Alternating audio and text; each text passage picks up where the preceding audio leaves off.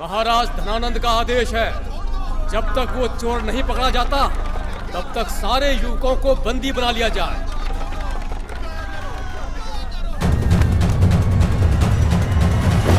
नहीं, मैंने कुछ नहीं किया।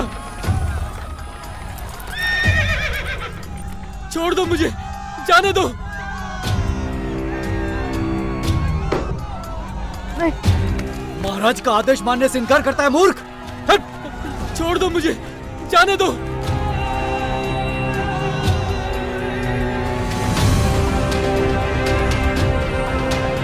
तुम इस संदूक को लेकर वन में निर्धारित स्थान पर मिलो, मैं तुम्हें वहीं मिलूंगा।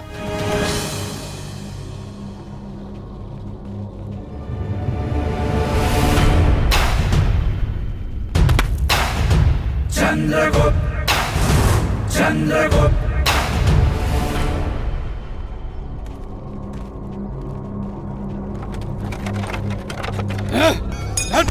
चल।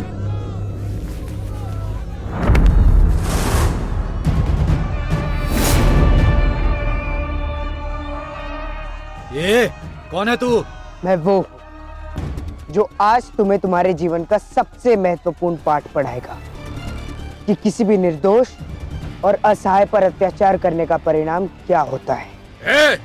ले चलो इसे भी, 2 कोड़े खाएगा स्वयं जीवन का पाठ सीख जाएगा। अच्छा, 2 कोड़े।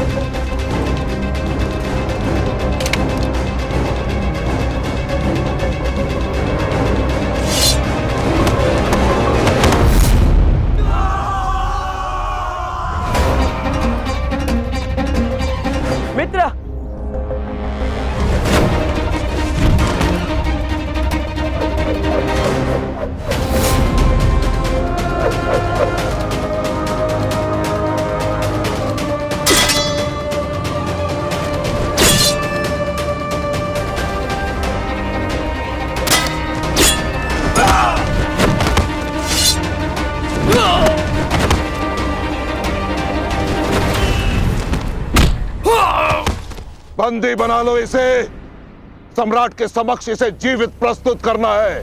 जाओ।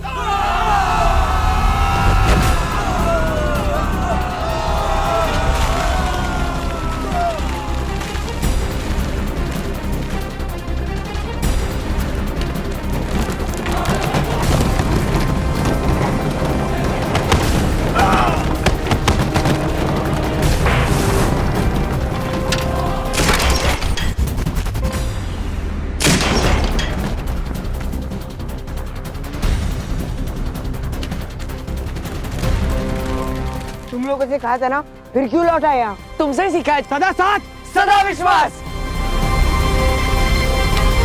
व्यू बनाओ।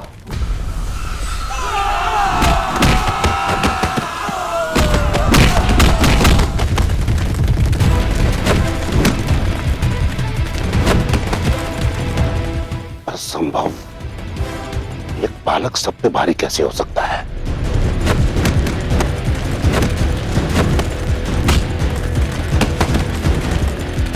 इससे पहले कि और सैनिक यहाँ पहुंचे, तुम लोग यहाँ से निकलो और मुझे निर्धारित स्थान पर मिलना। जाओ। हाँ।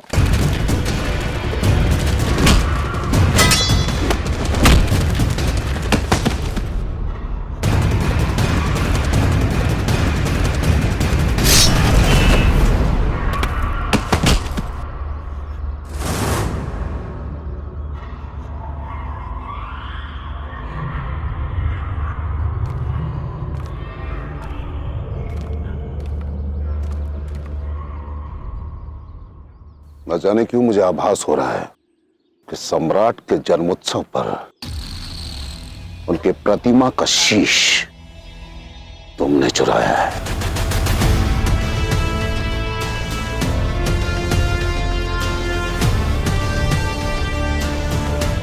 विवेक आपका, सत्ता आपकी और सोच भी आपकी। निष्कर्ष निकालना है तो निकालिए। निष्कर्ष निकाल चुका हूं मैं।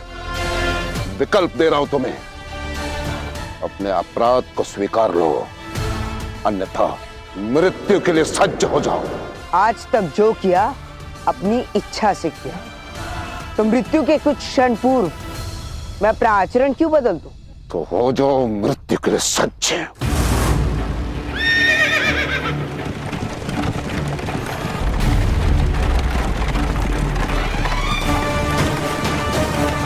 पीछा करो, या किसी भी स्थिति में मुझे जीवित चाहिए। जाओ।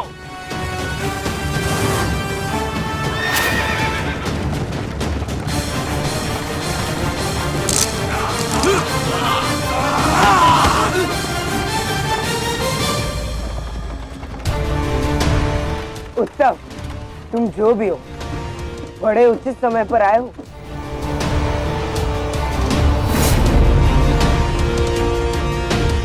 हमने इन्हें पकड़ा, अमात्य भाग रहे थे। काल कोठरी में डाल दो इन्हें। जाओ।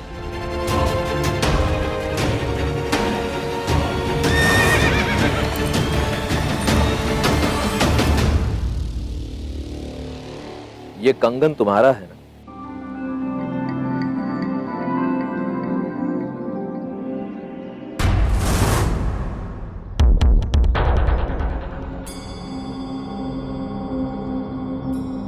अब ये कहां चला गया?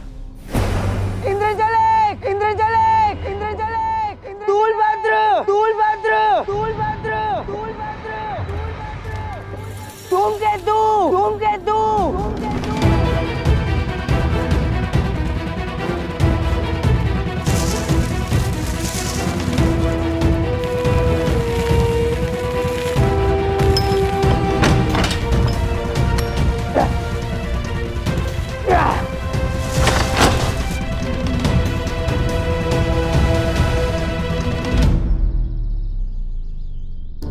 संदूक तो अपने निर्धारित स्थान पर है। फिर वो तीनों कहाँ चले गए? चंद्र, चंद्र, वो नहीं ले गए। इंद्रजलिक, स्थूलभद्र और धूमकेतु तीनों को मगध के अन्य युवकों के साथ बंदी बना लिया गया। सम्राट किसी को नहीं छोड़े, किसी को भी नहीं।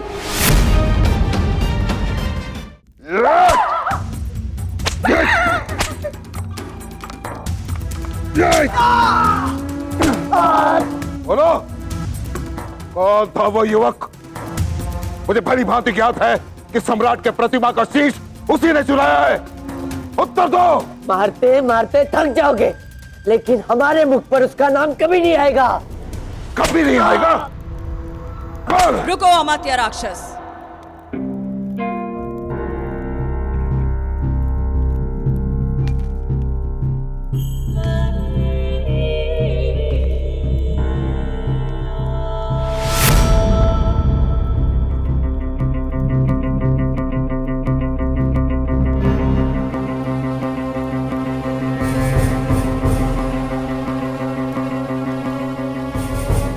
अभिनंदन दाईमा।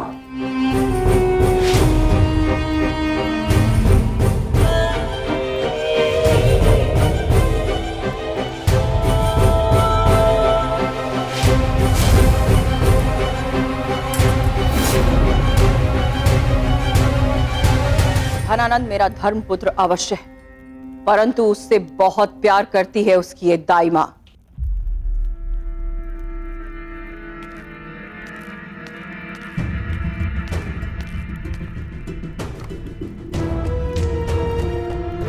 और ये स्वीकार करती हूं कि सम्राट के वेश में वो एक कसाई है।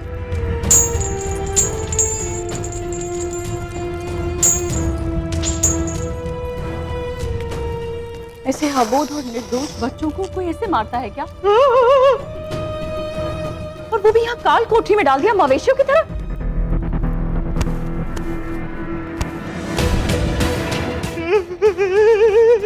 परंतु आप ये उचित नहीं कर रही।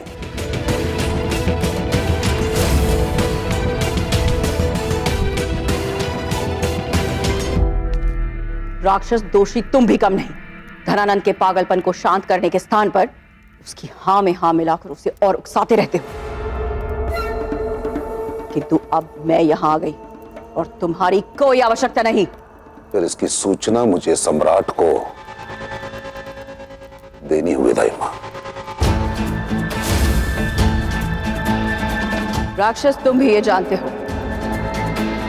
कि मैं तुम्हें नहीं रोकूंगी और तुम मुझे रोक नहीं सकते।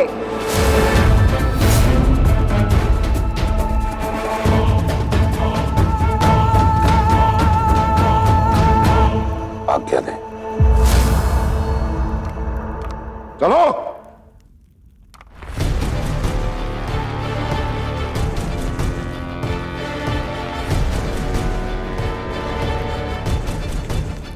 चलो मेरे साथ, हमारे पास उतना ही समय है जब तक अमात्य राक्षस धनानंद से न मिल ले। चलो चलो चलो, चलो।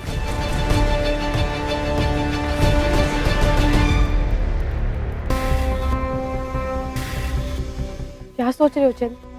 यदि मैं लुब्धा की बात मानकर इस शीश को पिघला दूं और धनानंद के विरुद्ध जाऊं तो निश्चित वो मेरे मित्रों समेत सहस्त्रों निरपराधों का वध करवा देगा। और यदि मैं लुब्धक के विरुद्ध जाकर इस शीश को धनानंद तक पहुंचा दूं तो मुझे मेरी मां से मिलने का अवसर पुनः कभी नहीं मिलेगा।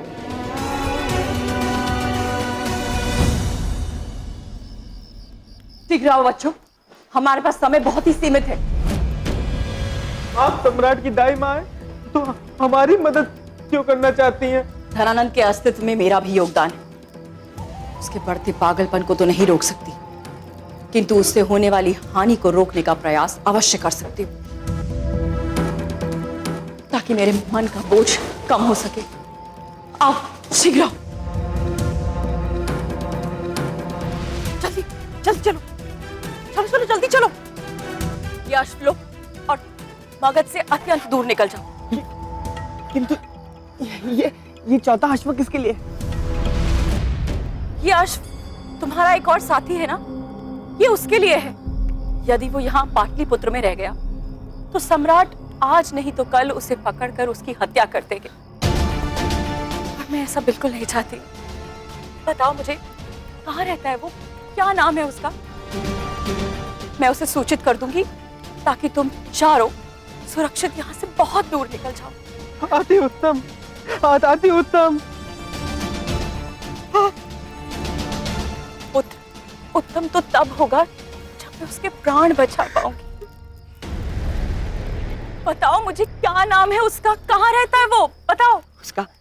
उसका नाम है। मत बताओ इसे अपने मित्र का नाम।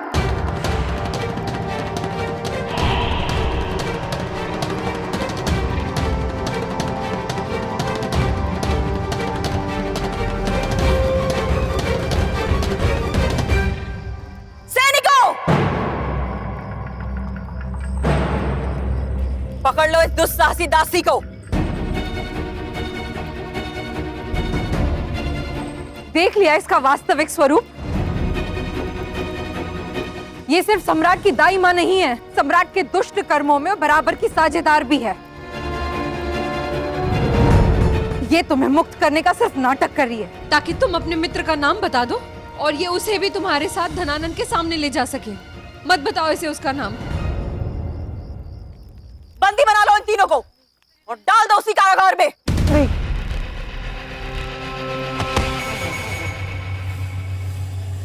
आज रात का अंधेरा तुम सबके लिए कभी समाप्त नहीं होगा। कल सूर्य की पहली किरण धरती पर पड़ने के साथ तुम सबके निष्प्राण धरती पर गिरे मिलेंगे।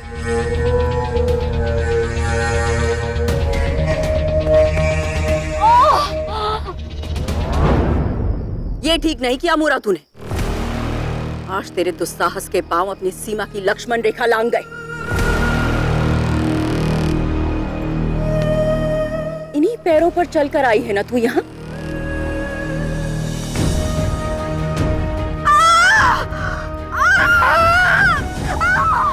चिल्ला और चिल्ला, इस तरह चिल्ला कि तेरी चीख तेरी स्मृति में बस जाए।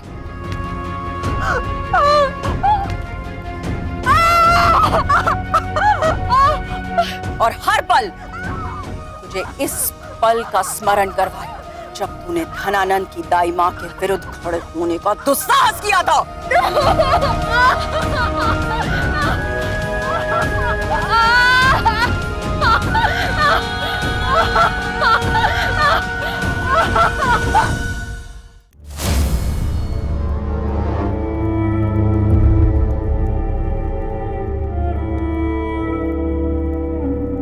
सावधान, मगधपति सम्राट धनानंद पधार रहे हैं।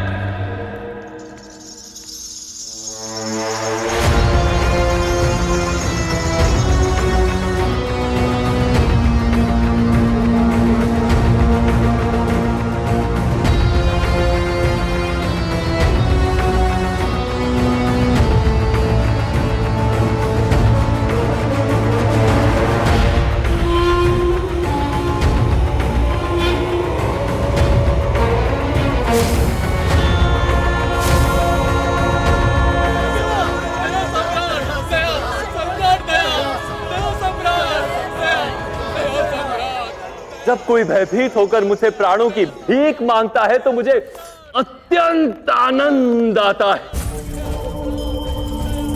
और ये आनंद कई गुना बढ़ जाएगा जब वो गर्विष्ठ शस्त्राणी यहां आएगी। कहां है मूरा?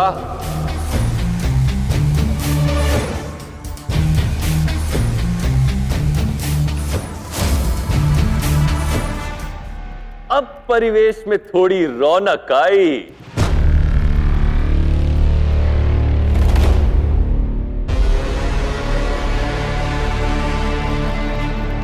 क्षमा मगधवासियों, क्षमा कि इतनी भोर आप सभी को यहां पर उपस्थित होने का कष्ट उठाना पड़ा। और मैं क्या करूं? मगध को एक साथ संदेश जो देना था, और वो संदेश ये है, मैं मगध का सूर्य नापित नंद सूर्य को ही साक्षी मानकर ये प्रतिज्ञा लेता हूं कि मेरी प्रतिमा के स्वर्ण शीश को चुराने वाले ने यदि अपना अपराध स्वीकार नहीं किया तो यहां उपस्थित सभी युवकों के जीवन को मैं अंधकार से भर दूंगा। सूर्यास्त नहीं देख पाएंगे ये।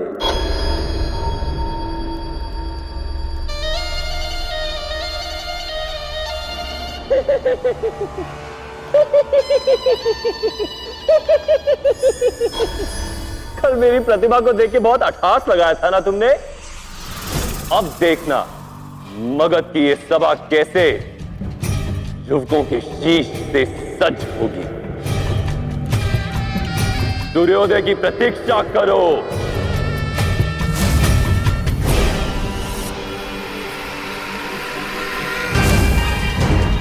प्रारंभ करते हैं उनसे जो जानते हैं कि लुटेरा कौन था।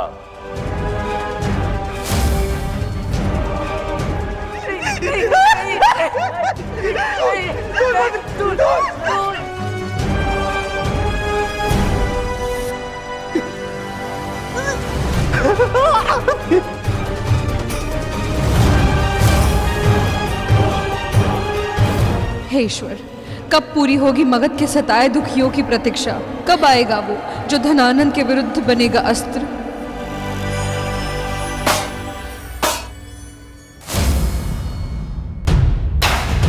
चंद्रगुप्त, चंद्रगुप्त।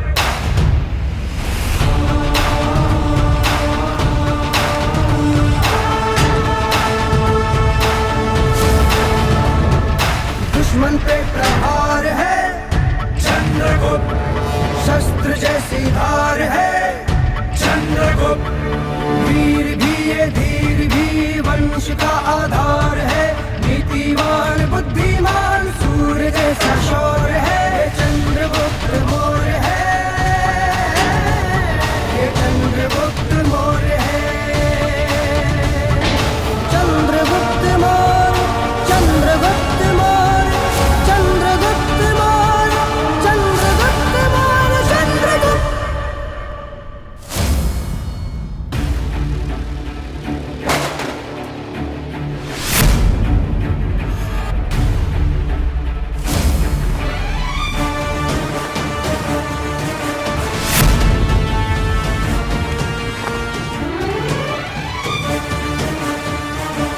कदाचित इन शीशों के कटने से अधिक आनंद आपको इस शीश को देखने में आएगा।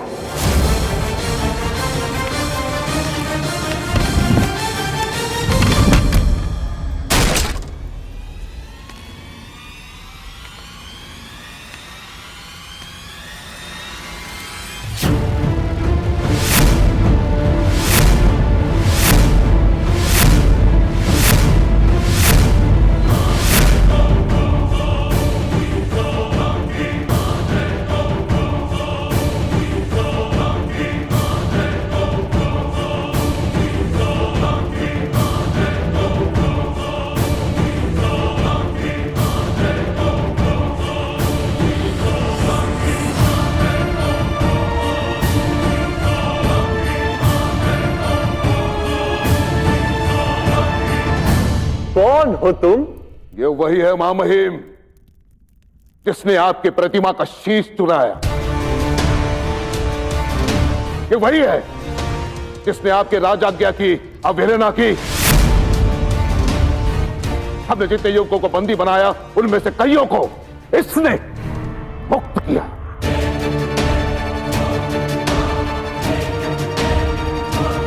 विद्रोही है ये, चोर है ये। फिर तो आप बहुत ही भाग्यशाली हैं अमात्य कि आपकी भेंट उस विचित्र चोर से हुई है जो पहले वस्तु चुराता है और फिर उसे प्रस्तुत करने भरी राजसभा में ले आता है।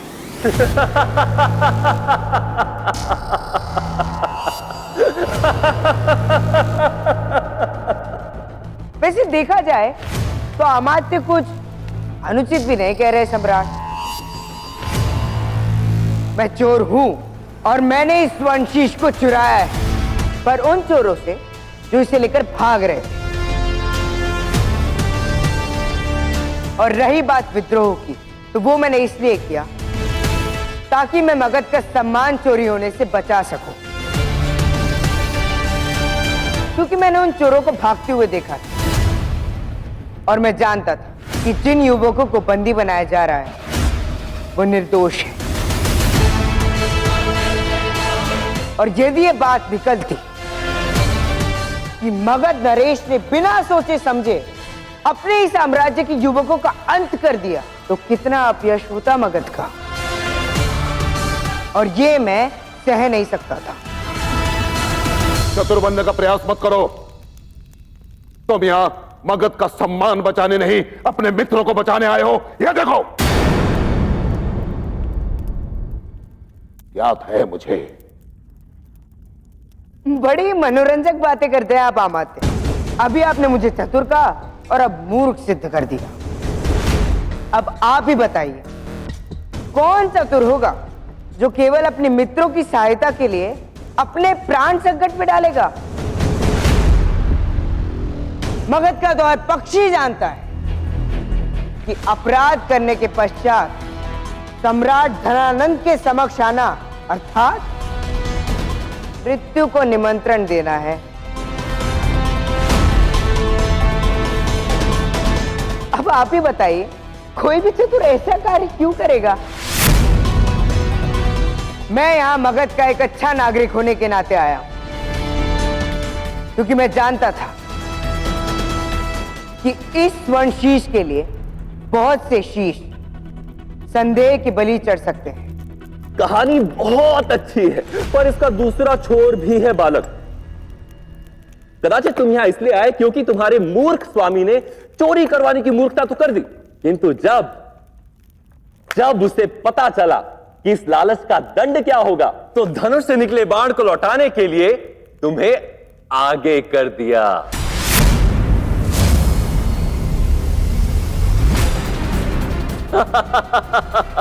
कदाचित उसे ज्ञात भी ना हो कि उसने क्या चुराया, किंतु जब उसे अपनी भूल का आभास हुआ तो वो अपनी लूट लौटाने के लिए विवश हो गया। है ना? हे भगवान, ये महापुरुष तो दुष्ट ही नहीं, महाधूर्त भी है। ना ना ना ना ना, चौंको मत दास।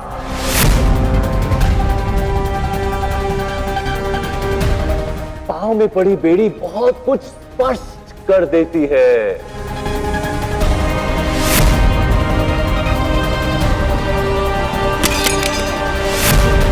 अब जब तुमने रुकने का निर्णय ले ही लिया है तो नियम अनुसार पुनः अपने दासत्व की बेड़ियां धारण करो। तो कहो, कौन है तुम्हारा स्वामी?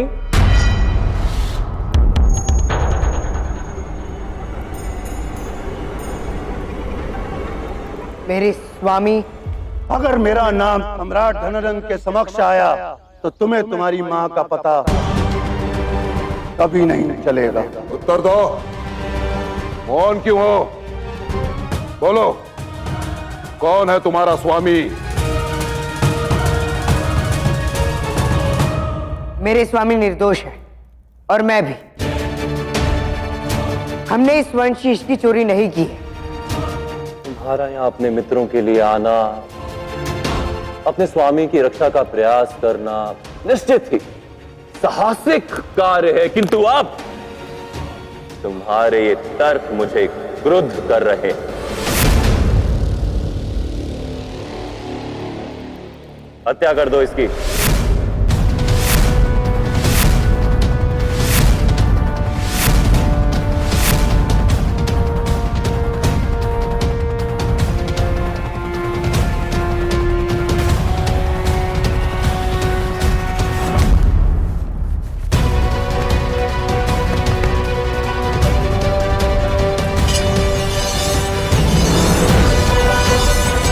किसने करवाया तुमसे ये सौदा? उसका मुख ढका हुआ था। मैंने केवल राशि मोहर वाली अंगूठी उसके दाहिने हाथ पर देखी थी।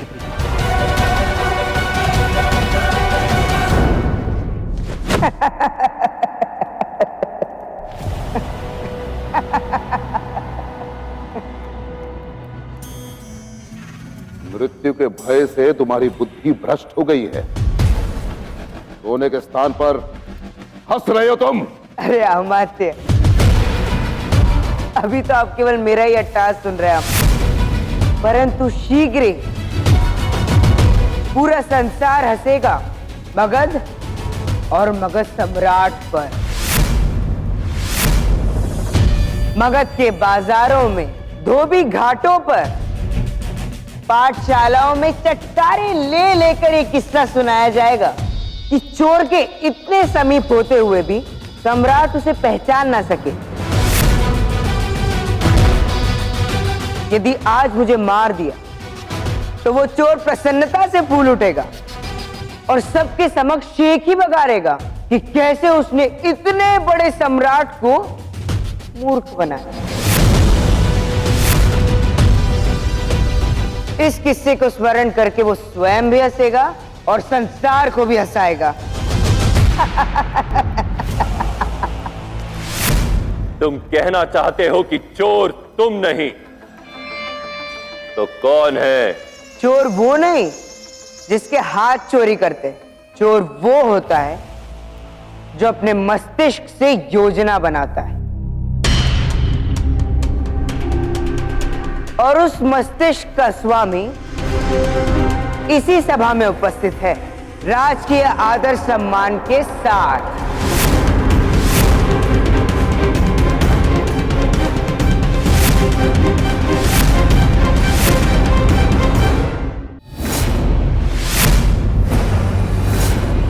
जब मैं अपने स्वामी के आदेश पर जंगल में जाल बिछा रहा था तो मैंने कुछ संदिग्ध लोगों को वहां गड्ढा खोदते देखा, जिस गड्ढे में वो इस संदूक को छिपा रहे थे।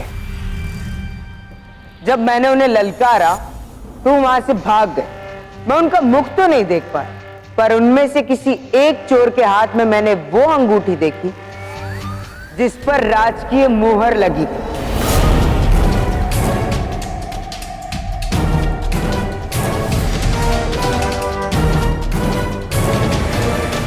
मूर्ख! ये अंगूठी तो हमारे प्रिय भाई मगध सम्राट धनानंद ने स्वयं हम सातों भाइयों को उपहार में दी थी।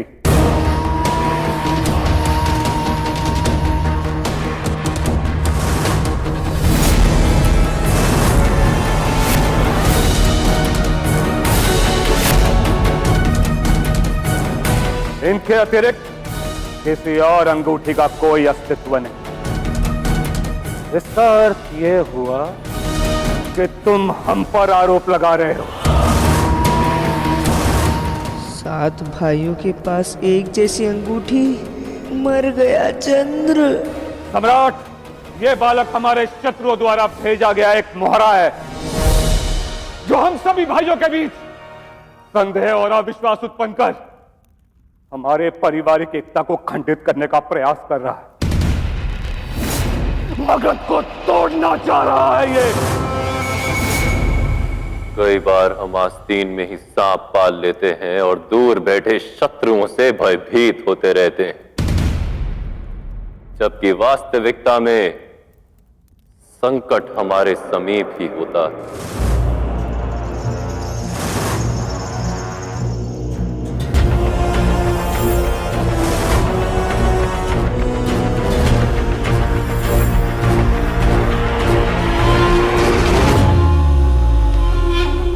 तुमने अभी जो कहा उसका एक शब्द भी यदि मिथ्या सिद्ध हुआ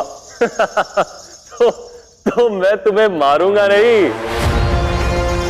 तुम्हारे शरीर को शहद में लेपकर उपवन में आधा गाड़ दूंगा और फिर मदिरा का आनंद लेते लेते धीरे धीरे तुम्हारी मृत्यु को तुम्हारी ओर बढ़ते हुए देखूंगा। शहद की गंध से चींटियां धीरे धीरे तुम्हारी ओर बढ़ेंगी, शहद के साथ थोड़ा थोड़ा करके तुम्हें खाएंगे।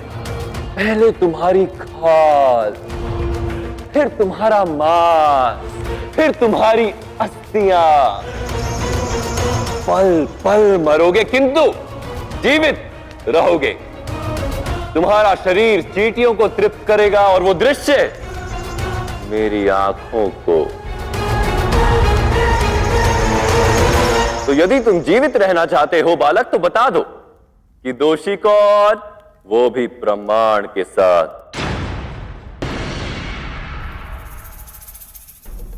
उंगली तो किसी पर भी उठा सकता हूं, पर प्रमाण कहां से लाऊंगा? प्रमाण अवश्य मिलेगा प्रमाण, किंतु पहले मेरे हाथ तो मुक्त कीजिए सम्राट। खूर तो ऐसे रहा है जैसे प्रमाण नहीं दिया तो मुझे कच्चा खा जाएगा। उफ, ये भालू है ये सम्राट।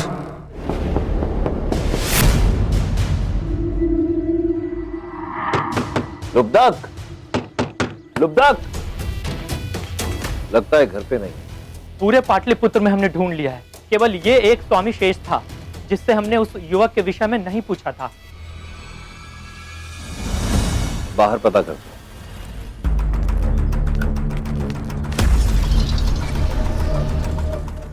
सुनिए श्रीमान, मुझे लुब्धक नामक व्याध से भेंट करनी थी, परंतु लगता है घर पर नहीं। मैं भालू की खाल बेचता हूँ, सुना है ये बहुत अच्छे दाम देता है। दाम? कुछ समय पश्चात कटोरा लेकर मार्ग पर भीख मांगता दिखेगा वो, क्योंकि आज उसके सारे दासों को मार दिया जाएगा। कहाँ है वो? महल गया होगा अपने अंत को अपनी आंखों से देखने के लिए। वो बालक देश की धरोहर है भैरव, उसके प्राण अत्यंत मूल्यवान हैं। हमें कुछ भी करके उसके प्राण बचाने होंगे।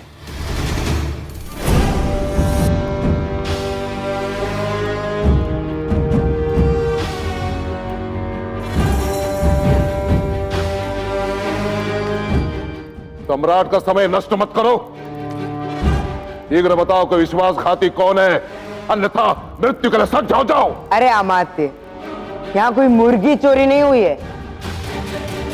इतने बड़े सम्राट का इतना बड़ा शीश चोरी हुआ है, थोड़ा तो समय लेने दीजिए।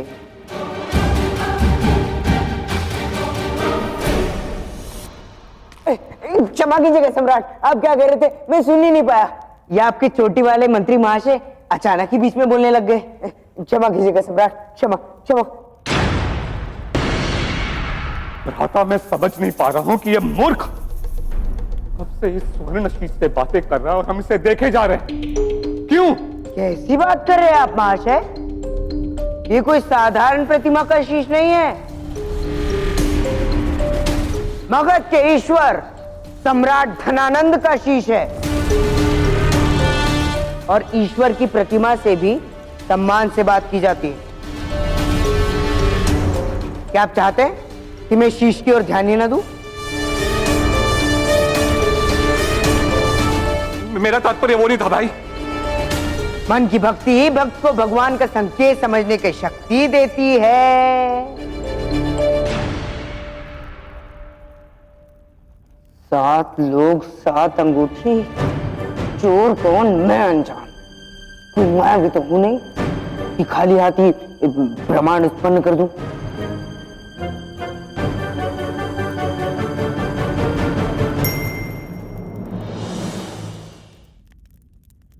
बता दिया, मेरे भगवान की प्रतिमा की शीश ने बता दिया कि कौन है वो अपराधी।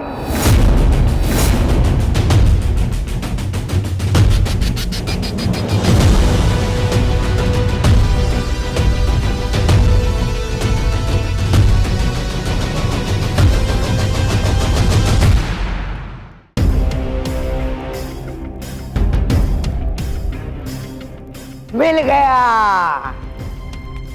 इस स्वर्ण शीश को चुराने वाले ने शीघ्रता में अपनी वस्तु इस संदूक में छोड़ दी थी। अब ये वस्तु सम्राट को स्पष्ट कर देगी कि कौन है वो अपराधी,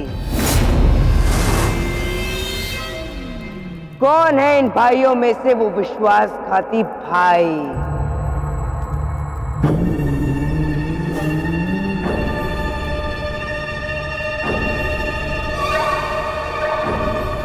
लाओ इसे यहां।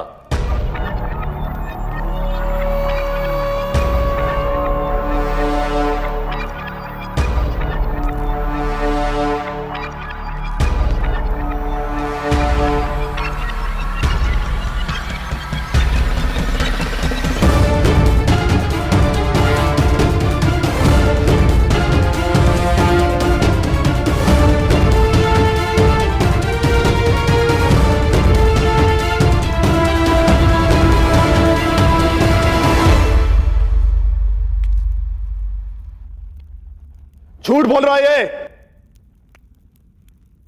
मैं संदूक के आसपास भी नहीं था।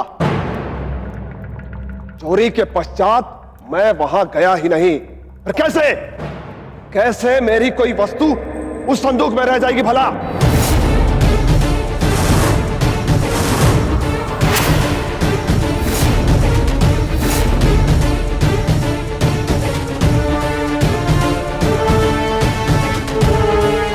ये थी वो वस्तु महाराज, तिनका।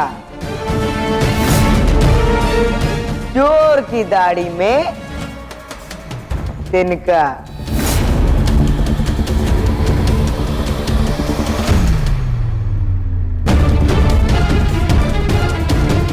अब अपराधी आपके समक्ष है सम्राट, और अपना अपराध स्वीकार कर चुका है।